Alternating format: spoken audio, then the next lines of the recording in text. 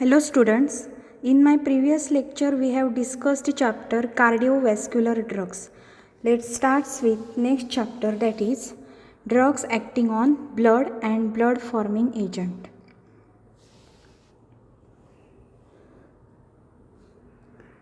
Hemoglobin. What is hemoglobin? Hemoglobin is formed by heme and globin. Heme from mitochondria plus globin from ribosome gives hemoglobin, which is a major protein in red blood corpuscles. इथे तुम्हाला diagram रिप्रेझेंटेशनमध्ये दिलेलं आहे. Red blood sale जी ब्लडमध्ये असते. Red blood सेलचे 3 main types आहेत, RBCs, WBCs आणि platelets. त्यापैकी first आहे रेड ब्लड सेल. या रेड ब्लड सेलमध्ये हिमोग्लोबिन मोलेक्यूल हा प्रेझेंट असतो. तो हिमोग्लोबिन मोलेक्यूल कसा बनतो तर हिम आणि ग्लोबिन जेव्हा कंबाईन होतात तेव्हा हिमोग्लोबिन मोलेक्यूल हा बनत असतो. Haem from mitochondria. Mitochondria is a organelle of a cell and globin ribosome is a organelle of a cell. माइटोकॉन्ड्रियामधील हिम आणि रायबोझोममधून ग्लोबिन जेव्हा कंबाईन होतात तेव्हा हिमोग्लोबिन हे बनतं. सो रेड ब्लड सेलमध्ये हिमोग्लोबिन हे प्रेझेंट असतं. Globin, him and iron combine to form hemoglobin. What is the role of hemoglobin? Erythrocytes contain hemoglobin. Hemoglobin combines with inhaled oxygen to form oxyhemoglobin. Erythrocytes म्हणजेच red blood कार्प्युस्कल ज्याच्यामध्ये haemoglobin हा present असतो. तो haemoglobin जेव्हा inhaled oxygen बरोबर combine होतो. Inhaled oxygen म्हणजे जो ऑक्सिजन आपण श्वासोश्वासातर्फे रेस्पिरेटरी सिस्टीममध्ये लंग्समध्ये घेत असतो, तो ऑक्सिजन जेव्हा ब्लडमध्ये मिसळतो तेव्हाच तो RBCमधल्या हिमोग्लोबिनबरोबर कंबाईन होतो. त्याला म्हटलं जातं ऑक्सिहिमोग्लोबिन. ते ऑक्सिहिमोग्लोबिन प्रत्येक सेलपर्यंत जातं, म्हणजे ब्लड सर्क्युलेशनद्वारे प्रत्येक सेलपर्यंत जातं. कारण ब्लड जेव्हा सेलपर्यंत सर्क्युलेट होत असतं म्हणजेच त्याच्याबरोबर त्या ब्लडचे कंपोनंट्स जात असतात. त्याच्यापैकीच एक कंपोनंट आहे रेड ब्लड कार्प्युस्कल म्हणजेच रेड ब्लड सेल्स. या रेड ब्लड सेल्समध्ये हिमोग्लोबिन असतं. हे हिमोग्लोबिन ऑक्सिजनबरोबर कंबाईन होतं आणि प्रत्येक सेलपर्यंत पोचवलं जातं. त्याला म्हटलं जातं oxyhaemoglobin. Oxyhaemoglobin goes to tissue and supplies oxygen to tissue and gain CO2 which leads to formation of carboxyhaemoglobin. जे डिऑक्सिजनेटेड ब्लड हार्टमध्ये येत असतं प्रत्येक सेलपासून, म्हणजे डिऑक्सिजनेटेड ब्लड म्हणजे काय तर त्याच्यामध्ये कार्बन डायऑक्साईड प्रेझेंट असतो. हे जे ऑक्सिहिमोग्लोबिन ब्लड सेलपर्यंत प्रत्येक सेलपर्यंत पोहोचतं तेव्हा ते ऑक्सिजन सेलला देतं आणि सेलकडून CO2 म्हणजे कार्बन डायऑक्साईड घेतं आणि त्याचं कन्व्हर्जन कार्बॉक्झिहिमोग्लोबिनमध्ये होतं. आणि हे कार्बॉक्झिहिमोग्लोबिन ब्लडद्वारे हार्टपर्यंत जातं आणि हार्टकडून ऑक्सिजनेशनसाठी लंगपर्यंत जातं. Oxyhemoglobin goes to tissue and supplies oxygen to tissue and gains CO2 which leads to formation of carboxyhemoglobin. CO2 expels and hemoglobin is free. जेव्हा तो CO2 एक्सपेल होतो रेस्पिरेटरी सिस्टीम मार्फत, म्हणजे आपण जे उच्छवास करतो त्याच्यामार्फत CO2 हा आपल्या बॉडीमधून बाहेर पडत असतो. मग कार्बॉक्झिहिमोग्लोबिन मधला जो कार्बन डायऑक्साईड आहे तो सेपरेट होतो आणि फ्री हिमोग्लोबिन फॉर्म तयार होतो आणि जो परत ऑक्सिजनशी कंबाईन होतो आणि ऑक्सिहिमोग्लोबिन हे तयार होत असतं. मग ही अशीच सायकल तयार होत राहते. इथे डायग्रॅमॅटिक रिप्रेझेंटेशनमध्ये दिलेलं आहे red blood cells, oxygen from lungs, haemoglobin molecules. इथे मग रेड ब्लड सेल्स आहेत त्याच्यामध्ये काय आहे हिमोग्लोबिन मोलेक्यूल आहे. लंग्समधला जो ऑक्सिजन आहे जो आपण श्वासोश्वासात मार्फत घेत असतो बाहेरून ऑक्सिजन, तो ऑक्सिजन त्या हिमोग्लोबिनबरोबर रिॲक्ट होतो आणि त्याचं oxygen bonded with haemoglobin molecule म्हणजेच ऑक्सिहिमोग्लोबिन तयार होतं आणि तो ऑक्सिहिमोग्लोबिन सेलपर्यंत पोचवलं जातं. ऑक्सिजन रिलीज टू टिश्यू सेलपर्यंत ऑक्सिजन हा पोचवला जातो आणि सेलमधील जो CO2 आहे तो हिमोग्लोबिन घेतो, म्हणजेच कार्बॉक्सी हिमोग्लोबिनमध्ये त्याचं कन्व्हर्जन होतं आणि तो परत हार्टपर्यंत पोचवला जातो आणि हार्टकडून तो लंग्सकडे पोचवला जातो आणि त्याच्यामधून CO2 हा नंतर सेपरेट होतो, एक्सपेल होतो from the body and free haemoglobin is form.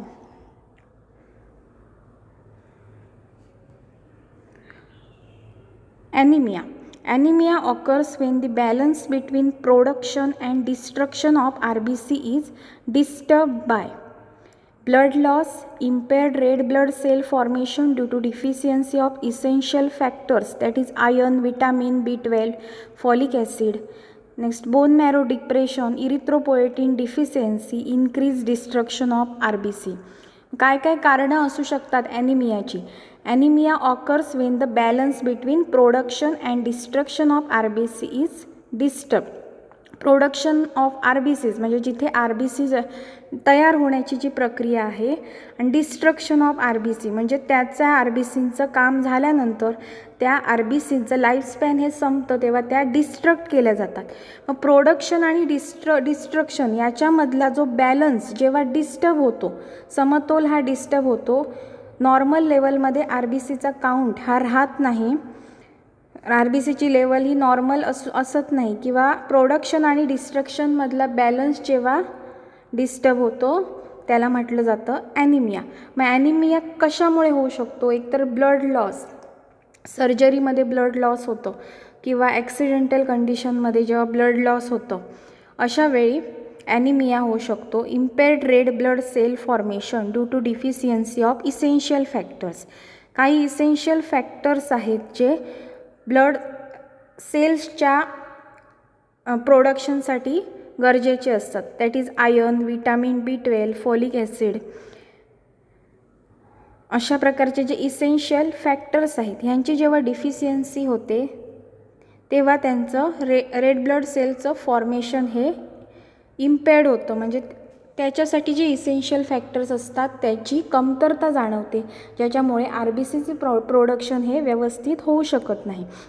Bone marrow depression, erythropoietin deficiency. Bone marrow depression म्हणजे बोन मॅरोमध्ये जे RBC प्रोड्यूस होत असतात तो जर बोन मॅरो डिप्रेशन प्रोड्यूस झाल्यामुळे RBC प्रोडक्शनमध्ये अफेक्ट होतो. Erythropoietin deficiency, increase destruction of RBC. जेव्हा RBCचं destruction हे प्रोडक्शनपेक्षा इन्क्रीज झालेलं असतं, म्हणजे RBC हे तयार होण्याच्या रेटपेक्षा त्याचं डिस्ट्रक्शन किंवा RBC ह्या जास्त प्रमाणात किल केल्या जातात, अशा वेळी ॲनिमिया हा होऊ शकतो. Anaemia is a reduction in oxygen carrying capacity of blood due to decrease in haemoglobin level और डिक्रीज इन RBC लेवल. तर हिमोग्लोबिन मोलॅक्यूल हा हिमग्लोबिन आणि आयर्न मिळून RBCमध्ये होत असतो, बनत असतो. मग RBCमध्ये हिमोग्लोबिन मोलॅक्यूल हा प्रेझेंट असतो. Anaemia is a reduction in oxygen carrying capacity of blood due to decrease in haemoglobin. हिमोग्लोबिनचं काम काय आहे तर ऑक्सिजन कॅरिंग कॅपॅसिटी इन्क्रीज करणं. ऑक्सिजन हा हिमोग्लोबिनला बाइंड होऊन ऑक्सिहिमोग्लोबिन फॉर्म तयार होतो आणि जो ऑक्सिहिमोग्लोबिन प्रत्येक सेलपर्यंत ऑक्सिजनचा पुरवठा करत असतो, म्हणजेच त्या ऑक्सिजन कॅरिंग कॅपॅसिटी ही हिमोग्लोबिनची असते. ती जेव्हा कमी होते त्यालाच म्हटलं जातं ॲनिमिया. आणि ती कशामुळे होतं? एकतर डिक्रीज इन हिमोग्लोबिन लेवल और डिक्रीज इन RBC लेवल. जेव्हा RBCची लेवल डिक्रीज होते म्हणजेच हिमोग्लोबिनची लेवल पण डिक्रीज होते, कारण haemoglobin is present in RBC. Types of anaemia. First, hemolytic anemia. Excessive breakdown of RBC in blood although they are produced in normal amount from bone marrow. Haemolytic anaemia अशी condition आहे याच्यामध्ये RBCचं अतिरिक्त breakdown होतं किंवा metabolism होतं, त्याचं destruction होतं ब्लडमध्ये. They are produce in normal amount from bone marrow. जरी ते बोन मॅरोमध्ये नॉर्मली तयार होत असले तरी त्यांचं जे डिस्ट्रक्शनचा रेट आहे तो त्या as compare to production destruction rate is high. So haemolytic ॲनिमियामध्ये काय होतं तर त्याचा डिस्ट्रक्शन रेट हा जास्त होतो RBCचा. RBC ह्या जास्त प्रमाणात मारल्या जातात आणि त्याचं प्रोडक्शन हे नॉर्मल असतं, त्यामुळे हिमोलायटिक ॲनिमिया होतो. त्याला म्हटलं जातं haemolytic anaemia. Haemorrhagic anaemia occurs due to excessive blood loss. Haemorrhagic ॲनिमियामध्ये एखाद्या व्यक्तीचं जर ब्लड लॉस झालं असेल सर्जरीच्या वेळी किंवा ॲक्सिडेंटल कंडिशनमध्ये ब्लड लॉस जास्त प्रमाणात झालेलं असेल त्या व्यक्तीला हिमोरेजिक ॲनिमिया होतो. Microcytic anaemia RBC become smaller than normal size due to lack of haemoglobin. RBCचा साईज हा ॲबनॉर्मल होतो, स्मॉलर होतो, नॉर्मल साईजपेक्षा लहान होतो. Pernicious anaemia occurs due to deficiency of intrinsic factors like vitamin B12 म्हणजे सायनोकोबॅलामाइनचं डिफिशियन्सी झाल्यामुळे पर्निशियस ॲनिमिया होतो. Megaloblastic anaemia conditions in which bone marrow produce usually large abnormal immature red blood cells are form due to deficiency of vitamin B12 and folic acid. Vitamin B12 and folic ॲसिडच्या डिफिशियन्सीमुळे bone marrow जे काही RBCs बनवतो तो त्या साईजने large असतात आणि abnormal व इमॅच्युअर असतात. Aplastic anaemia occurs due to bone marrow depression hence no production of RBC. जेव्हा बोन मॅरो डिप्रेशन झाल्यामुळे जेव्हा RBCचं प्रोडक्शन होऊ शकत नाही त्याला अप्लास्टिक ॲनिमिया म्हटलं जातं. Sickle cell anaemia genetic disorders occur due to lack of oxygen. Sickle shape RBCs are formed which are delicate and easily break down. Sickle shape सारखा RBCचा शेप तयार होतो, सिकेलसारखा म्हणजे कोयतीप्रमाणे त्याचा शेप तयार होतो आणि जे डेलिकेट असतं इझिली ब्रेकडाऊन होऊ शकतात त्या RBC इमॅच्युअर स्वरूपाच्या असतात. Sickle cell anaemia genetic disorder आहे, हा एका पिढीकडून दुसऱ्या पिढीकडे जातो. Occurs due to lack of oxygen. Sickle shape RBCs are formed which are delicate and easily break down. Thalassaemia genetic disorder म्हणजे जीन्समध्ये काही DNA काही चेंजेस झाल्यामुळे हा होऊ शकतो. Abnormal synthesis of globin hence destruction of RBC. हिमोग्लोबिनचं प्रोडक्शन होण्यासाठी ग्लोबिनची गरज असते. ॲबनॉर्मल सिंथेसिस जेव्हा ग्लोबिनचं होतं त्याच्यामुळे RBCचं डिस्ट्रक्शन होतं कारण हिमोग्लोबिनची डिफिशियन्सी आढळते.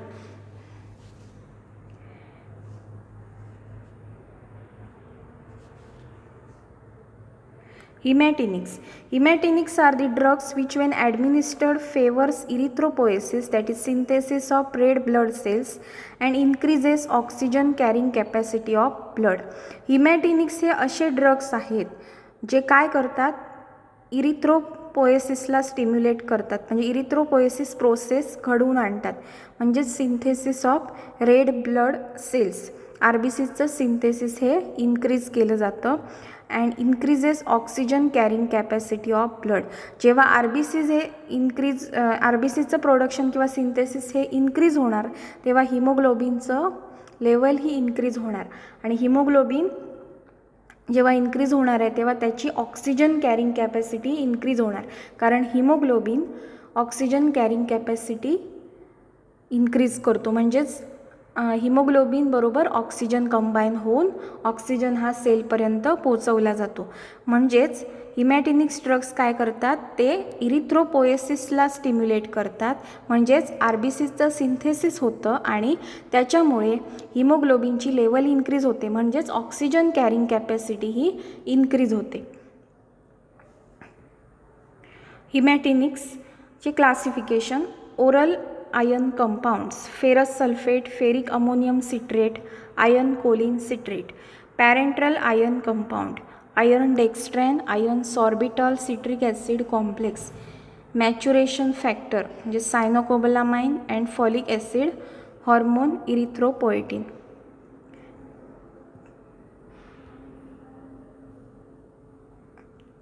Iron absorption Ferric form of iron is not absorbed, so ferric form is converted into ferrous by vitamin C in intestinal mucosa, thus ferrous form is absorbed. जो आयनचा ferric form आहे Fe+3 तो absorbed होऊ शकत नाही, म्हणून त्याचं conversion ferrous फॉर्ममध्ये केलं जातं विटॅमिन सी द्वारे इन इंटेस्टिनल म्युकोजामध्ये. दस फेरस फॉर्म इज ॲब्सॉर्ब्ड. हा जो फेरस फॉर्म बनतो तो ॲब्सॉर्ब्ड होतो. ट्रान्सपोर्ट म्हणजे ॲब्सॉर्प्शनमध्ये काय, आयर्न हे फेरिक फॉर्ममध्ये घेतलं जातं तेव्हा त्याचं कन्वर्जन हे फेरस फॉर्ममध्ये केलं जातं, कारण त्याचं ॲब्सॉर्प्शन होण्यासाठी. तर कुठे गॅस्ट्रो इंटेस्टिनल जी इंटेस्टाईनमधली जी म्युकोजा आहे त्या म्युकोजामध्ये फेरिक फॉर्मचं कन्वर्जन फेरस फॉर्ममध्ये केलं जातं, जे फेरस फॉर्ममध्ये कन्वर्ट झाल्यामुळे त्याचं ॲब्सॉर्प्शन होतं. Transport iron binds with protein transferrin and then transported to tissue. हे जे ॲब्सॉर्ब झालेलं आयर्न आहे ते ट्रान्सफेरिन बरोबर बाइंड होतं, ट्रान्सफेरिन नावाच्या प्रोटीनबरोबर, and then transported to tissue, मग ते टिश्यूपर्यंत पोचवलं जातं. 75% iron goes to red bone marrow for production of RBC. RBCच्या सिंथेसिससाठी आयर्नची आवश्यकता असते, त्यामुळे 75% आयर्न जे ॲब्सॉर्ब झालेलं असतं त्याच्यापैकी 75% आयर्न हे रेड बोन मॅरोमध्ये जातं. Storage iron form complex with protein ferritin and then stored in liver and muscle. Iron हे कुठच्या फॉर्ममध्ये स्टोर होतं तर आयर्न जेव्हा प्रोटीन फेरिटिन बरोबर कंबाईन होतं आणि जो कॉम्प्लेक्स फॉर्म होतो तो लिव्हर आणि मसलमध्ये स्टोअर केला जातो. Excretion iron is excreted in urine, skin, bile and sweat. Dose of iron 2 ml daily by intramuscular route or 2 ml per 500 ml or normal saline by IV infusion. या व्यतिरिक्त orally सुद्धा iron दिलं जातं in the form of tablet and syrup. Uses iron deficiency anaemia, adverse drug reaction, palpitation म्हणजे heartbeats increase होतात किंवा हृदयाची धडधड ही वाढते, joint pain, डिस्प्नोइया.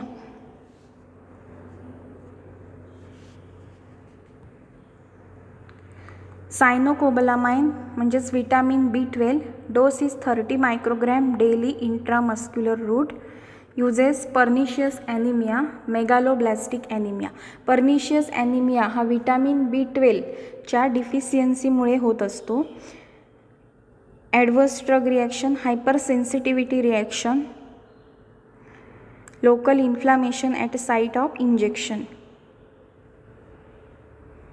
Vitamin B12 IM injection is given in pernicious anemia. Give reason. Vitamin B12 injection हे pernicious anaemia पेशंटमध्ये का दिलं जातं तर pernicious anaemia occurs due to deficiency of intrinsic factors in intestine. Intrinsic factors are essential for absorption of vitamin B12. Vitamin B12 is essential for maturation of RBCs. Vitamin B12 does not absorb if taken by oral route due to deficiency of intrinsic factor. If given by IV route, it excreted rapidly. Therefore, vitamin B12 intramuscular injection is given in pernicious anemia. Pernicious anemia कसा होतो due to deficiency of intrinsic factors in intestine. Intrinsic factors are essential for absorption of vitamin B12. Vitamin B12चं absorption होण्यासाठी intrinsic फॅक्टरची गरज असते. Vitamin B12 is essential for maturation of RBCs. जे RBCs produce होत असतात रेड बोन मॅरोमध्ये त्याचं maturation होण्यासाठी विटॅमिन B12ची गरज असते आणि जे विटॅमिन B12 ओरली घेतल्यामुळे ॲब्सॉर्ब होऊ शकत नाही. कशासाठी तर इंट्रिन्सिक फॅक्टरची डिफिशियन्सी असल्यामुळे. If given by IV route it excreted rapidly. IV जर ॲडमिनिस्ट्रेट केलं तर ते रॅपिडली एक्सक्रीट होतं कारण त्याचं ऑनसेट ऑफ ॲक्शन हे फास्ट असतं इंट्रावेनसली, त्यामुळे त्याचं एक्सक्रिशनसुद्धा फास्ट होतं. Therefore vitamin B12 IM injection is given in pernicious anaemia. त्यामुळे त्या विटॅमिन B12चं जे ड्युरेशन ऑफ ॲक्शन आहे ते इन्क्रीज होतं. म्हणून विटॅमिन B12 हे पर्निशियस ॲनिमियामध्ये इंट्रामस्क्युलरली दिलं जातं. Coagulants or hemostatic. Hemostatic are pharmacological agents when administered stop bleeding by formation of clot. हिमोस्टॅटिक किंवा कोॲग्युलंट जेव्हा ॲडमिनिस्टर्ड केले जातात तेव्हा ते ब्लिडिंग होत असतं. अशा वेळी कोॲग्युलंट्स हे दिले जातात कारण ब्लिडिंग स्टॉप करण्यासाठी. कारण ते काय करतं, क्लॉटच्या फॉर्मेशनला स्टॉप करतं. जेव्हा इन ॲक्सिडेंटल कंडिशनमध्ये जेव्हा ब्लिडिंग होत असतं अशा वेळी हिमोस्टॅटिक दिले जातात. They also called a coagulant because they promote coagulation of blood. Classification vitamin K1 natural, phytonadione म्हटलं जातं त्याला. K2 हे सिंथेटिक आहे, मेनाडिओन असं त्याला म्हटलं जातं. Miscellaneous fibrinogen, desmopressin, tannic acid. Vitamin K action. Vitamin K is essential for synthesis of blood clotting factors in liver. Therapeutic uses: liver cirrhosis associated bleeding, overdose of oral anticoagulants, salicylate poisoning. अशा वेळी vitamin K हे दिलं जातं. Liver cirrhosis associated bleeding, liver cirrhosis डिसऑर्डरमध्ये जे bleeding होत असतं अशा वेळी विटॅमिन K हे दिलं जातं कारण ते ब्लड क्लॉटिंगसाठी मदत करतं, ज्याच्यामुळे ब्लिडिंग हे स्टॉप केलं जातं. ओव्हरडोस ऑफ ओरल अँटीकोॲग्युलंट, अँटीकोॲग्युलंटचा जर ओव्हरडोस झाला असेल तर त्याच्यामुळे ब्लिडिंग होतं. हे ब्लिडिंग स्टॉप करण्यासाठी विटॅमिन K दिलं जातं. सॅलिसिलेट पॉयझनिंगमध्ये, सॅलिसिलेट म्हणजे ॲस्पिरिनचं जेव्हा पॉयझनिंग होतं तेव्हा ब्लिडिंग होतं कारण ॲस्पिरिनचा साईड इफेक्ट काय आहे, ब्लिडिंग आहे. पण ॲस्पिरिनचं पॉयझनिंग झाल्यामुळे ब्लिडिंग स्टार्ट होतं. अशा वेळी ते ब्लिडिंग स्टॉप करण्यासाठी विटॅमिन K म्हणजेच कोॲग्युलंट किंवा त्याला म्हटलं जातं हिमोस्टॅटिक हे दिलं जातं. Dose 10 mg per day, oral or intramuscular route. Adverse drug reaction, breathlessness, hypotension. Anticoagulants, these are the pharmacological agents when administered inhibit the mechanism of clot formation and reduce coagulation of bloods. Intravenous anticoagulants, for example heparin, oral anticoagulant. Coumarin derivatives, that is warfarin, indanidione derivatives, phenindione.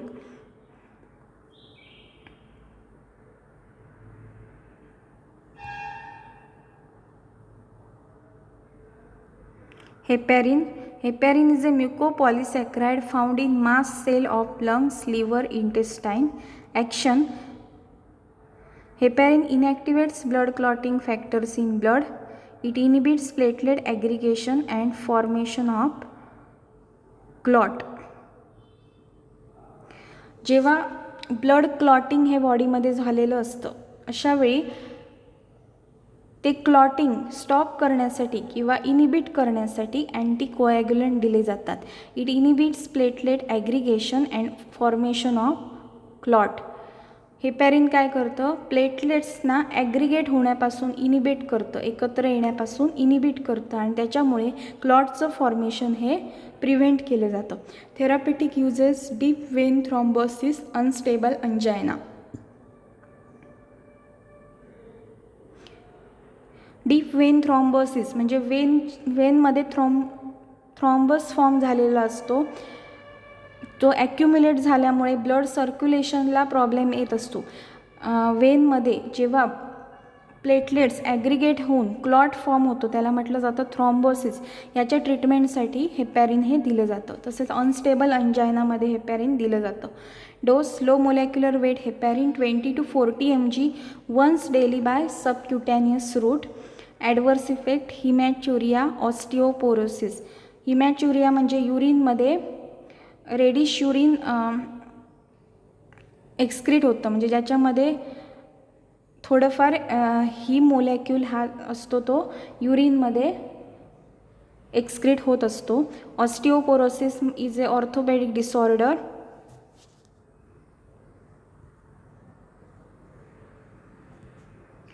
वारफारीन action is a competitive antagonist of vitamin K.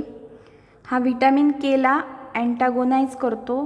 They interfere with synthesis of clotting factors in liver. They reduce plasma level of clotting factors. Uses pulmonary embolism, myocardial infarction. Pulmonary embolism म्हणजे जो blood vessel pulmonary blood वेसलमध्ये जो clotting जेव्हा produce होतं, embolism produce होतो, अशावेळी त्या क्लॉटिंगला prevent करण्यासाठी किंवा तो क्लॉट विरघळवण्यासाठी वारफारीन दिलं जातं. कारण वारफारीन हा अँटीकोॲग्युलंट आहे. Dose 10 to 15 mg daily by oral route. Adverse drug reaction dermatitis, diarrhoea. Fibrinolytics or thrombolytics. These are pharmacological agents used to dissolve the blood clots in blood vessel and improved blood flow. For example, streptokinase, urokinase, tissue plasminogen activator.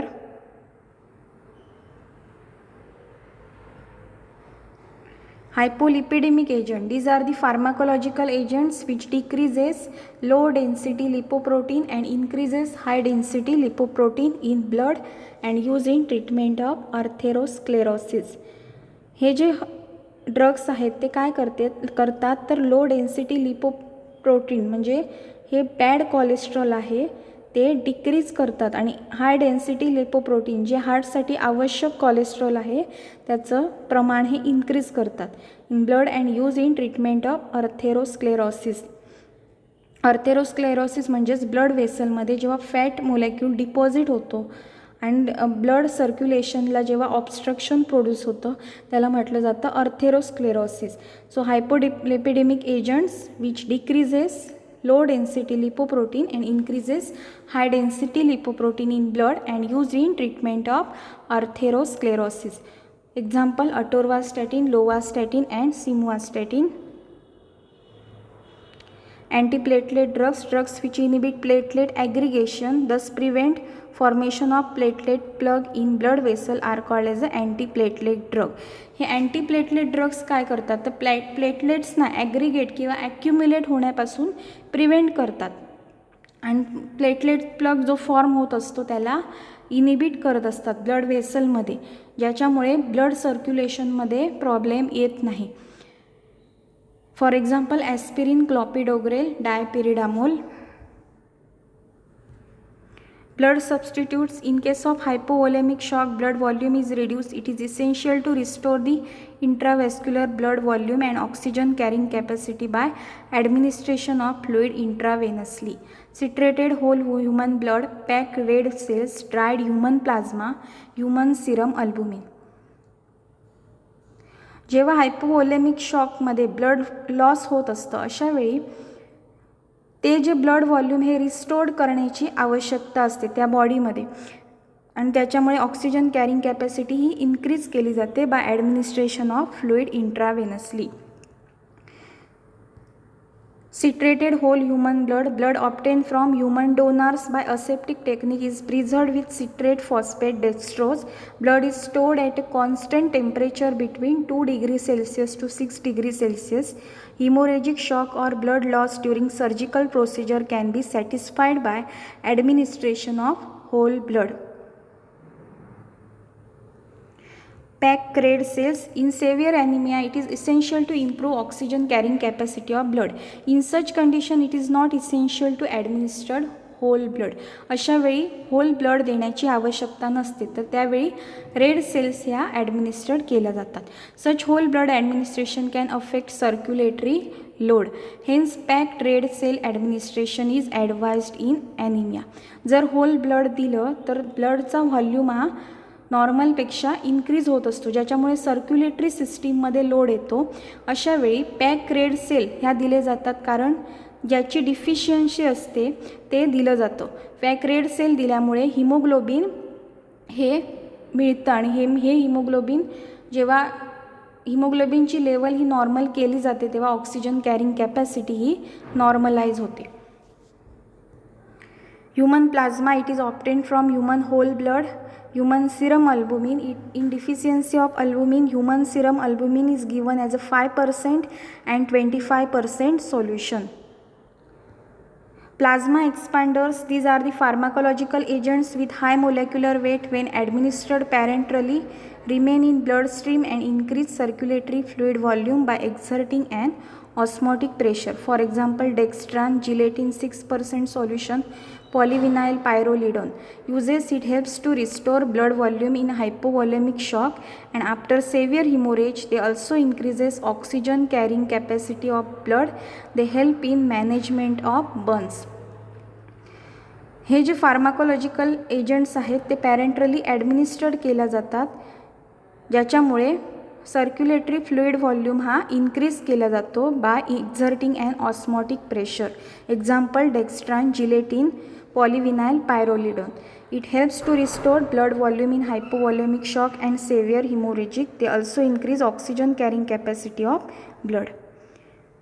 Here the chapter is completed. In next lecture we have to study diuretics and antidiuretics. Thank you.